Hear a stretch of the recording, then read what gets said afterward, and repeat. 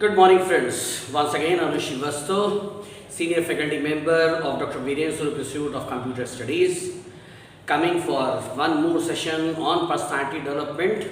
And the idea was given by one of my student. आज अभी करीब 1-1.5 घंटे पहले जब सेशन ऑफ हो रहा था तो एक एवरेज बच्चा, मीडियोकर बच्चा है, वो मेरे पास आकर के बहुत ही अनमने मन से बैठा और उसने मुझसे पूछा, सर मैं इंटेलिजेंट क्यों नहीं हूँ? इसका जवाब मेरे पास कुछ नहीं है। मीडियोकर बच्चा है, 60% से ऊपर उसके मार्क्स नहीं आते और क्लास में कई बार उसे लगता है कि वो पीछे हो रहा है।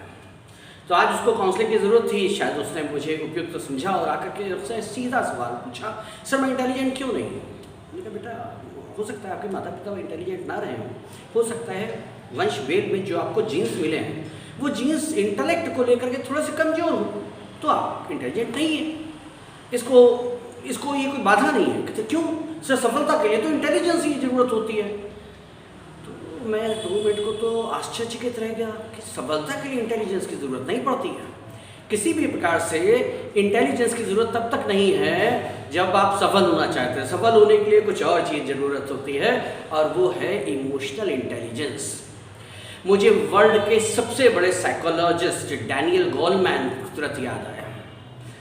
लेकिन डैनियल गोलमैन की जो बुक है, डैनियल गोलमैन यूएसए के सबसे बड़े साइकोलॉजिस्ट हैं। उन्होंने द न्यूयॉर्क टाइम्स के लिए 12-15 साल बिहेवियरल साइंस पर आर्टिकल्स लिखे हैं। उन्होंने एक बुक भी लिखी, इमोशनल इंटेलिजेंस।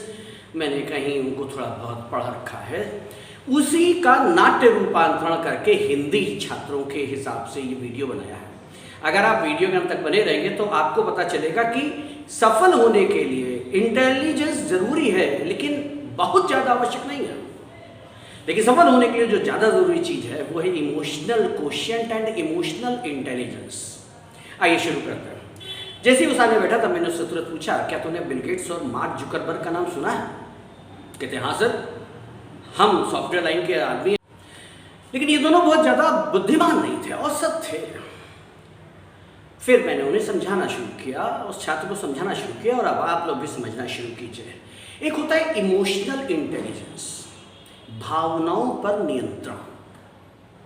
यदि हमें अपनी भावनाओं पर नियंत्रण है, यदि हम अपने इमोशंस को कंट्रोल कर ले जाते हैं तो मैनेज हो जाता है। इमोशनल इंटेलिजेंस में 4 प्रमुख चीज़ें आती हैं। सबसे पहले सेल्फ अवेयरनेस, अपने स्ट्रेंथ और वीकनेस और कॉन्फिडेंस लेवल की पूरी अवेयरनेस होनी चाहिए। दूसरा नंबर पर इसमें आता है इस सेल्फ मैनेजमेंट। सेल्फ मैनेजमेंट यानी कि हमें अपने इमोशंस को कंट्रोल भी करना आना चाहिए, भावनाओं को समझना भी चाहिए, भावनाओं में बह नहीं जाना चाहिए। अगर दुख हो रहा है तो बहुत अधिक दुख ना हो, अगर बहुत खुशी मिल गई तो बहुत ज़्यादा हंसी भी आप अतिरेक प्रदर्शन ना करें। नियंत्रण में रखें इसको। यदि इसको नियंत्रण में रखना आपको आ जाता है तो इसे कहते हैं सेल्फ मैनेजमेंट। एक छोटी सी कहानी है, ये कहावत है हमारे यहाँ बोली जाती है, आपने भी सुनी होगी, change before the change otherwise change will change you. ये आना चाहिए, हमें अपनी भावनाओं से स्टिक नहीं हो जाना है, डायनामिक रहना है। जैसे जैसे परिस्थितियाँ बदलती जा रही है, अपने आप को बदलते जाना है, ढलते जाना है नए नए दौर पर। और ये तभी आप कर पाएंगे जब आप अपने स्ट्रेंथ वीकनेस को मैनेज कर लेते हैं। अगर आप मैनेज नहीं कर पाते तो फिर सेल्फ मैनेजमेंट कम हो जाएगा। तीसरे नंबर पर आता है सोशल अवेयरनेस। अपनी ही भावनाओं को नहीं समझना है, सामने वाले की भावनाओं को भी समझना है। सामने वाले का फीलिंग, सामने वाले की नीड्स, सामने वाले के एस्पायरेशंस, उसकी विशेस, उसकी कंसर्न्स समझ जाए। वो बताए तब नहीं, पहले ही समझ जाएं कि सामने वाला हमसे क्या उम्मीद रखता है।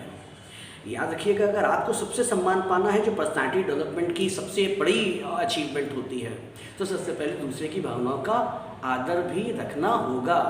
शौक दीदार है घर तो पहले नज़र पैदा कर, शौक दीदार है घर तो पहले नज़र पैदा कर। सामने वाले की फीलिंग्स को जब आप ऑनर करेंगे, सामने वाले की कंसर्न की चिंता करेंगे, सामने वाले के इमोशंस को जब आप समझेंगे और उसको ऑनर करेंगे, ये है इमोशनल इंटेलिजेंस से इमोशनल कोशिएंट।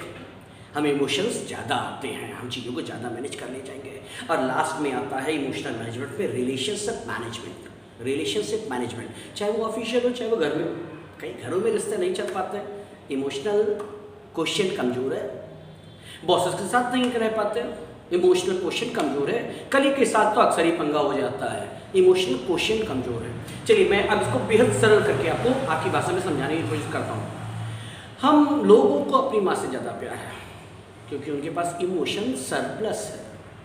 पिताजी से थोड़ी दूरी बना करके रखते हैं, उनके पास थोड़ा सा इमोशनल डेफिसिट है। समझ रहे होंगे, सामने वाला आपकी इमोशंस को ऑनर करता रहता है तो उससे हम कनेक्ट हो जाते हैं, और जब तक आप लोगों से कनेक्ट नहीं होंगे आप कभी भी सक्सेसफुल या लीडर नहीं बन पाएंगे। कई लोगों को मैंने देखा है वो गलती कर लेते हैं, गलती करने के बाद मानते ही नहीं हैं। नहीं सर, नहीं सर, नहीं सर, नहीं सर, उनके आर्गूमेंट आते रहेंगे, जबकि वो जानते हैं, अंतर में वो जानते हैं कि उनसे गलती हुई है। Even then they will keep on. सच मानिए चेहरे पे धूल है, सच मानिए चेहरे पे धूल है, इल्जाम आईने पे लगाना फिजूल है। अपनी गलती स्वीकारिए और लेट इट गो। दुखी होकर मत बैठ जाइए, अगली काम अगले आगे बढ़िए, अपने इमोशंस को कंट्रोल कर लीजिए और कंट्रोल करने के बाद आप आगे बढ़ने की ओर चलना शुरू कर दीजिए। यदि आप किसी की फीलिंग्स को बहुत ज़्यादा ऑनर करते हैं, मेरा ये पढ़ाने का कतई उद्देश्य नहीं है कि दानवीर बन जाइए, दूसरे की फीलिंग को ही ऑनर करते रहिए और अपनी फीलिंग को मत इम्पोर्टेंस दीजिए। लोग बाग आपको इमोशनल फूल कर बनाते रहेंगे। और यदि आप किसी की फीलिंग्स को जरा भी ऑनर नहीं करते हैं तो आप ये केस है इमोशनल डेफिसिट का। वो आदमी आपसे कभी कनेक्ट नहीं होगा, आप कभी भी लीडर जैसा रोल नहीं अदा कर पाएंगे, क्योंकि लीडर तभी कोई बनता है जब कनेक्ट होगा। याद रखिएगा, इसके तुरंत बाद एक और वीडियो भेजूंगा, उसमें मैं बताऊंगा कि बड़े बड़े लीडर्स कौन थे और उन्होंने इमोशनल कोशिएंट को कैसे यूज़ किया। इमोशनल कोशिएंट क्या है? सही इमोशनल जजमेंट, वो डिसीजन मेकिंग कर लेना जहां पर जा करके आप किसी की फीलिंग्स को ऑनर करेंगे और उसके बाद फीलिंग्स को ऑनर नहीं करेंगे। पिता का इमोशनल कोशिएंट बहुत सही होता है। ऐसा नहीं कि पिता प्रेम नहीं करते, पिता प्रेम के सागर हैं, साक्षात परमात्मा है हर एक के पिता। लेकिन वो ये जानते हैं कि आपकी फीलिंग्स को कहाँ तक ऑनर करना है। इससे ज़्यादा ऑनर करेंगे तो आप बिगड़ जाएंगे। लाड़ प्यार में बिगाड़ना नहीं है, इसलिए वो अक्सर रोक देते हैं, और जैसे ही रोकते हैं आप तुरंत माँ के पास भागते हैं। उनके पास इमोशनल सरप्लस है, मम्मी पापा को मनाओ, मम्मी पापा को मनाओ प्लीज़। अगर मम्मी नहीं मान रही है तो दादी के पास भागते हैं। दादी पे ज़्यादा कंट्रोल है, दादी प्यार का करुणा का सागर है, पिता उनके बेटे हैं। तो आप सब ये ट्राई करते हैं। नहीं, अगर कॉर्पोरेट में आपको सक्सेसफुल होना है, अगर लाइफ में सक्सेसफुल होना है तो इमोशनल कोशिएंट को पकड़ना है। मुझे किसी से नफरत नहीं तो मुझे किसी से मोहब्बत भी नहीं है। सही हो तो सही मानेंगे, अगर आप गलत हैं तो गलत ही माना जाएगा। मैंने देखे कुछ लोग इतना ज़्यादा सामने वाले की फीलिंग्स को ऑनर करते हैं कि वो कहते हैं जो तुमको पसंद वही बात कहेंगे, तुम दिन को कहो रात तो रात कहेंगे।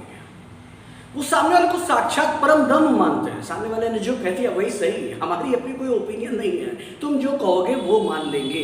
इतना इमोशनल सरप्लस भी नहीं मानता है।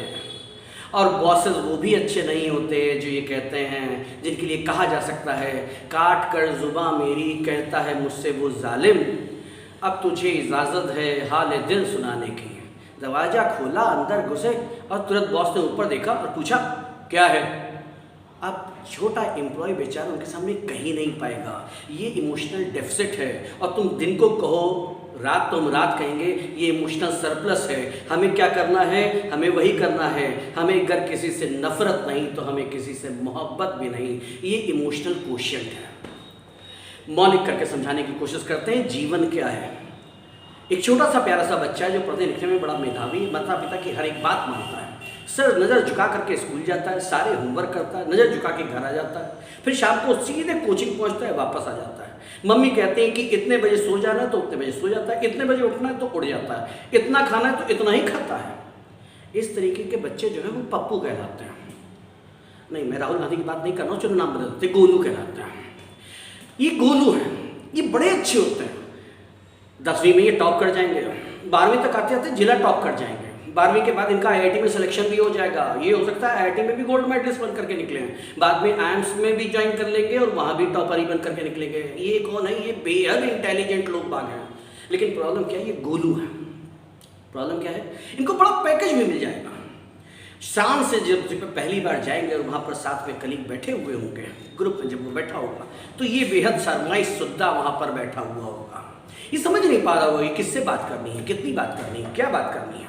और उन परिस्थितियों में ये संभव है कि इससे बगल में आकर के एक फीमेल कलीग आकर के बगल में बैठ जाए और उसको उसके बैठने भर से दिक्कत हो जाएगी। और अगर धोखे में उसने पूछ लिया, उस लड़की ने लड़के से पूछ लिया और से गुड नेम, तो ये सोचेगा क्या, वही जो आप समझ रहे हैं, इसने कभी बात ही नहीं की है। ये समझ जाएगा कि ये नाम नहीं पूछ रही है, ये प्रपोजल दे रही है, और ये जवाब क्या देगा, sorry I am not interested.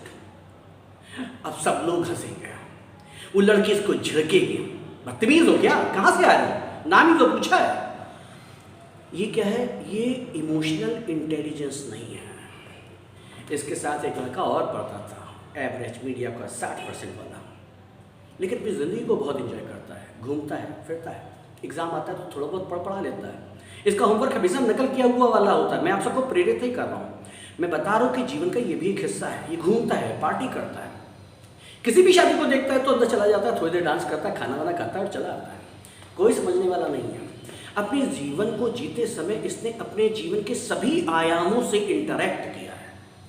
All the dimensions are well interacted by him. He has different set of confidence. इसका भी उसी जगह प्रमोशन हुआ है, सॉरी सिलेक्शन हुआ है। और ये पहले वाले पप्पू भैया का नीचे है, बहुत नीचे है। वो जिस टीम के लीडर अपॉइंट किए गए, ये उसकी टीम का एग्जीक्यूटिव है। अंतर क्या आएगा, अंतर ये आएगा कि ये सबसे मिलेगा, घुलेगा, सबसे बातें करेगा, इनिशिएटिव लेगा। इनिशिएटिव बहुत इंपॉर्टेंट चीज़ है, हर एक चीज़ कर देगा। क्यों? क्योंकि इसने करा है, इसके पास कॉन्फिडेंस लेवल बहुत ज़्यादा है, ये दूसरे की फीलिंग्स को समझता है, सोशल सेटिंग्स को समझता है। बहुत संभावना है कि 2-3 साल बाद गोलू इसके नीचे काम कर रहा और ये प्रमोट होकर के लीडर हो जाएगा। Leadership, successful team building, team concept, team working, team functioning के लिए जो सबसे ज़्यादा चीज़ जरूरी है वो है कनेक्ट करना। और कनेक्ट आपसे तभी कोई हो पाता है जब आपका इमोशनल कोशेंट अच्छा होता है। जिसका इमोशनल कोशेंट नहीं अच्छा है उसको स्ट्रेस की प्रॉब्लम होगी, क्योंकि वो अपने इमोशंस को कंट्रोल नहीं कर पा रहा है। मैंने एक लाइन थोड़ी देर पहले बोली, let the mistake go of, move on. अपने जो गलती को उसको भूलो, आगे चलो। और अगर तुम्हारे दिमाग में घुमड़ू वही चलता रहेगा तो आप स्ट्रेस में आ जाएंगे। जैसे ही आप स्ट्रेस में आ जाएंगे आपकी फिजिकल हेल्थ खराब होनी शुरू हो जाएगी, डायबिटीज़ होगी, ब्लड प्रेशर होगा। ये परमानेंट फिजिकल डिजीजेस आती है इसीलिए because you are not able to manage your emotional quotient. फिर आपके बाद उसकी खराब होनी शुरू होगी मेंटल हेल्थ, आप हाइपर टेंशन के शिकार होना शुरू हो जाता है। ये दोनों लोग सक्सेसफुल नहीं होंगे। ये लोग भी वो होते हैं जो कभी भी सही डिसीजन ले नहीं पाते बिकॉज उनका इमोशनल स्टेबिलिटी नहीं है। इमोशनल स्टेबिलिटी तभी होगी जब आप कूल रहेंगे। और सबसे खराब बात ये कि ये ऑर्गेनाइजेशन में डिसलाइक किए जाने वाले लोग बाग हैं, और ऑर्गेनाइजेशन में जो डिसलाइक किया जाता है वो ज़्यादा देर तक ऑर्गेनाइजेशन में सर्वाइव नहीं कर पाता है। क्लास, आई होप आप मेरे बातों को समझ गए होंगे यहाँ तक। मैं फिर बता रहा हूँ, इमोशनल कोशेंट का मतलब क्या है, नोइंग सेल्फ अवेयरनेस। क्या मेरी स्ट्रेंथ है, क्या मेरी वीकनेसेस है, पहले पहचानो। मुझे गुस्सा आता है तब काम करना शुरू करोगे कि हमें गुस्से को कंट्रोल करना है। दूसरा सेल्फ मैनेजमेंट, अपने आप को जड़ मत बनाइए, don't make you static, make yourself dynamic. ऐसा मैनेज करना है कि मैं हर एक परिस्थितियों में मैनेज कर ले जाऊंगा। मैं किसी भी सोशल सेटिंग्स में बैठूंगा, मैं मैनेज कर ले जाऊंगा।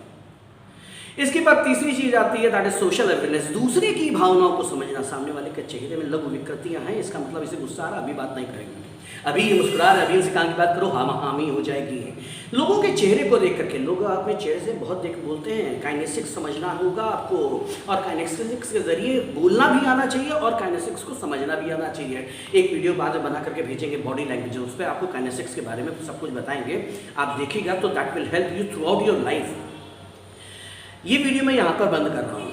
इसी के ठीक बाद आपके पास दूसरा वीडियो भी है और उसका नाम होगा emotional quotient used by leaders. Emotional quotient को अलग अलग लीडर्स ने कैसे यूज किया है और क्यों वो आज सक्सेसफुल है, क्यों बिल गेट्स सक्सेसफुल है। वो इंटेलिजेंट नहीं था but he he is very good. क्यों रतन टाटा सक्सेसफुल है? रतन टाटा का भी एक मैसेज आपको जरूर देंगे। क्यों आपके जितने भी लीडर्स हैं कुछ भी कहते हैं हम मान लेते हैं, एक नमूना ही बता देते हैं। मोदी जी कहते हैं ताली बजाओ, उससे ताली बजाओ थाली बजाओ, उससे कोरोना भाग जाएगा, पूरा देश बजा देता है। कनेक्ट है। तुम दिन को कहो रात तो हम रात कहेंगे, हम सब अंधे हो जाते हैं और लीडर की बात मानना शुरू कर देते हैं। अगर आपको ये वीडियो अच्छा लगा हो तो अपने मित्रों में शेयर कीजिए, लाइक कीजिए, सब्सक्राइब कीजिए। मेरे चैनल पर ऐसे वीडियोस लगातार आते ही रहेंगे जो आपको बहुत ही यूजफुल होंगे। शुक्रिया, धन्यवाद।